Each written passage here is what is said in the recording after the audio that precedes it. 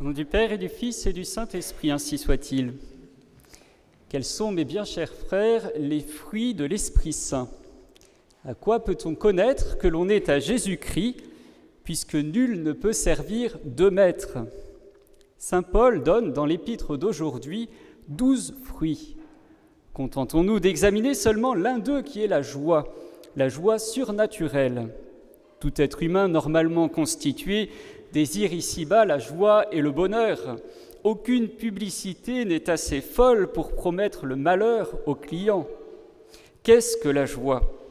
C'est ce sentiment d'allégresse que nous ressentons lorsque nous sommes en présence, en possession d'un bien aimé. Nous y trouvons une certaine paix. L'enfant se réjouit du chocolat que lui donne sa maman à l'heure du goûter. Cette satisfaction de la joie est liée à l'amour. J'ai ce que j'aime, je me réjouis. La joie, c'est le repos du cœur. Elle ranime nos forces, elle nous dispose à de nouveaux efforts. Celui qui est joyeux rayonne, il donne du courage et de l'ardeur, tandis qu'au contraire, les âmes tristes n'ont pas d'énergie. Elles ne communiquent que paresse, engourdissement. C'est pour cela d'ailleurs que nous n'avouons pas facilement nos peines, que le monde cache sa tristesse en prenant des airs joyeux, mais la seule vraie joie, Dieu la répand là où il est. Ne poursuivons pas, mes frères, les joies indignes de nous. Il y a tout d'abord, bien sûr, les joies diaboliques. Lucifer et ses sujets se plaisent dans le mal qu'ils causent, dans les péchés qu'ils font commettre, dans les tortures qu'ils infligent. Ils ricanent quand ils sont victorieux. Ils ricanent aussi en exerçant leur rage sur les damnés. Mais ce n'est pas la joie véritable, puisque la joie est l'amour satisfait et que les démons n'ont pas d'amour. Ils n'ont qu'une haine jamais assouvie. Toute joie qui vient du mal, de la vengeance, est une joie diabolique qu'un chrétien ne doit jamais rechercher. Il y a aussi des joies mondaines, bruyantes, plus étourdissantes que solides. Après ces joies, on ne ressent que le vide, la fatigue. On dort jusqu'à midi. Ce sont toutes ces joies que l'on cherche à se procurer en cédant à ses passions. C'est la joie du sensuel qui croit trouver son bonheur en se vautrant dans les plaisirs charnels. C'est la joie de l'ambitieux qui obtient les honneurs convoités, du vaniteux qui réussit à se faire admirer, du mondain qui se plonge dans des plaisirs dissipants. S'abandonner à ces joies malsaines, mondaines, c'est augmenter l'empire des passions sur nous, c'est nuire à notre âme. Il y a aussi les joies naturelles. Nous aimons voir, entendre, goûter, sentir. Nous aimons le jeu, les promenades, les divertissements. Le monde d'ailleurs ne pense qu'à cela. L'effort, le travail, le sacrifice, l'autorité sont perçus négativement comme un frein à cet hédonisme. Celui qui veut aimer Dieu d'un amour parfait se prête à ces joies naturelles. Qui veut faire l'ange fait la bête. Non, ces joies naturelles sont bonnes, légitimes, nécessaires, mais le chrétien ne les recherche pas pour elles-mêmes. Le chrétien, animé d'un motif surnaturel, purifie, sanctifie ses joies. Il veille à ce que son cœur ne s'y attache pas excessivement, n'y mette pas tout son bonheur. Imaginons des soldats en présence de l'ennemi qui attaque. Si pendant ce temps-là, ils s'occupent à chasser du gibier ou à jouer aux cartes, alors ce sont des traîtres à leur patrie. La vie n'est pas un jeu, c'est une lutte pour la gloire de Dieu. C'est un champ où nous semons pour le ciel. Toutes ces joies humaines, si l'on ne pense plus qu'à elles, dépravent notre cœur. Elles lui font trouver fades les joies spirituelles, fade la prière.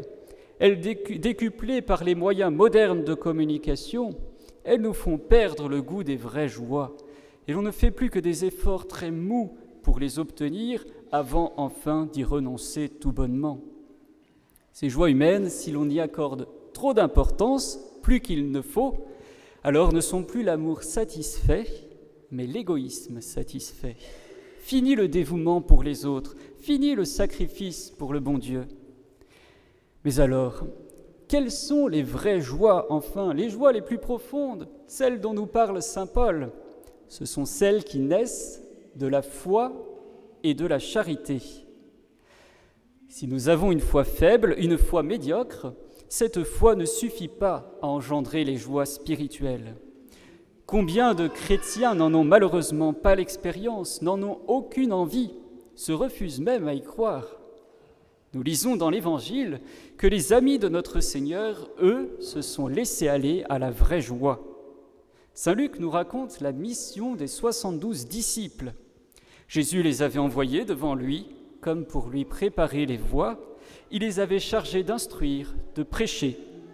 Après avoir rempli cette mission avec succès, l'Écriture nous dit qu'ils reviennent vers notre Seigneur pleins de joie. Mais où ont-ils trouvé leur joie ? À servir et glorifier Dieu avec les dons qu'il leur a faits. La joie est le parfum du service de Dieu. Peu importe que l'on ait à souffrir, Dieu est servi.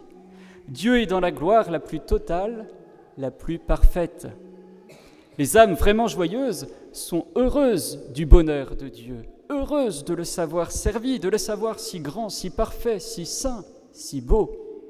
C'est là une joie tranquille, et souvent qui n'a rien de sensible, qui n'est pas une joie charismatique, mais c'est une joie profonde, inexplicable. C'est la joie des saints. Il n'y a pas de plus grande joie que de réjouir le Christ par une vie d'amour et de fidélité. Et cet idéal est possible à chacun de nous, mes frères. Il est possible à toutes les âmes, où que nous soyons. L'âme qui aime Dieu brûle de le servir. Tant que les œuvres qu'elle accomplit lui coûtent peu, il lui semble qu'elle ne fait rien pour le bien-aimé. Saint Vincent de Paul, sur son lit de mort, dit « Je n'ai encore rien fait. Voilà que je meurs et je n'ai encore rien fait. » Lisons la vie de Saint Vincent de Paul, nous verrons qu'il exagère un petit peu. Le cœur qui aime a un besoin vital des joies délicieuses du sacrifice. Le cœur qui aime rêve même, oui, de l'offrande suprême du martyr, comptant sur la grâce de Dieu. Le cœur qui aime a besoin de ressembler à celui qu'il aime, notre Seigneur Jésus-Christ. Voilà donc la vraie joie fondée sur le roc de la vérité. Rien ne peut la troubler. La prospérité ou l'adversité ne font que rendre plus étroite et solide son union à Dieu.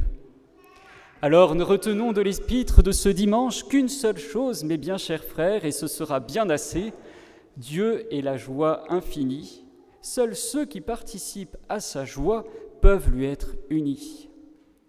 C'est la Sainte Messe qui génère mieux qu'aucun autre moyen cette joie. Dans un instant, à la consécration, le Père va être glorifié et servi plus qu'il ne peut se dire par son divin Fils crucifié. Le sacrifice de la croix va être offert au Père en réparation des péchés. Alors disons en nous-mêmes avec Notre-Dame ces paroles du Magnificat, « Mon âme exalte le Seigneur ». Ce cri d'amour, oui, que l'on lisait sur les lèvres des jeunes vierges romaines allant courageusement aux martyrs, imiter leur Sauveur bien-aimé. Au nom du Père et du Fils et du Saint-Esprit, ainsi soit-il.